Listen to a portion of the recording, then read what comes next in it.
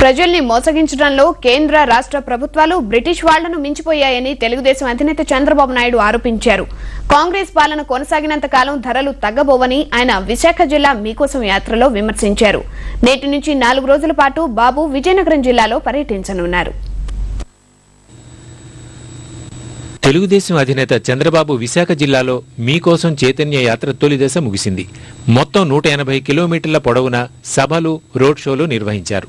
ప్రతి చోట పేదల్ని పలకరించి వారి కష్టాలను అడిగి ఓదార్చేందుకు ప్రయత్నించారు.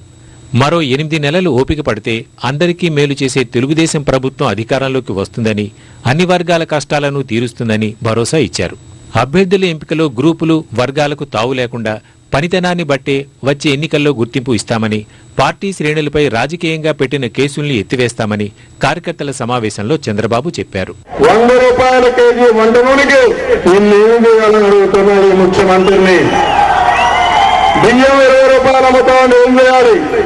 సబ్బు చూస్తే 14 రూపాయలు. కడప తమ్ముళ్ళు భీముని పట్నంలో కూడా ఉప్పు కూడా సముద్రంలో మంచిని దొరుకుతాయి.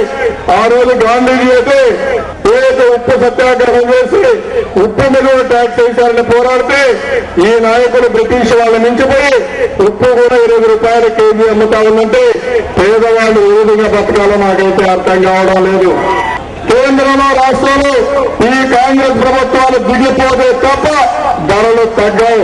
ఇది వాస్తవం చెప్పి కూడా నేను మీకు తెలియజేసుకుంటున్నాను. మీకోసం కార్యక్రమంలో భాగంగా చంద్రబాబు ఇవాళ్టి నుంచి 4 రోజుల పాటు విజయనగరం జిల్లాలో పర్యటించనున్నారు. ఈ సమయంలోనే చంద్రబాబు అధ్యక్షతన తెలంగాణ కోర్ కమిటీ సమావేశం బుధవారం బొండపల్లి మండలం దేవుపల్లిలో నిర్వహిస్తారు.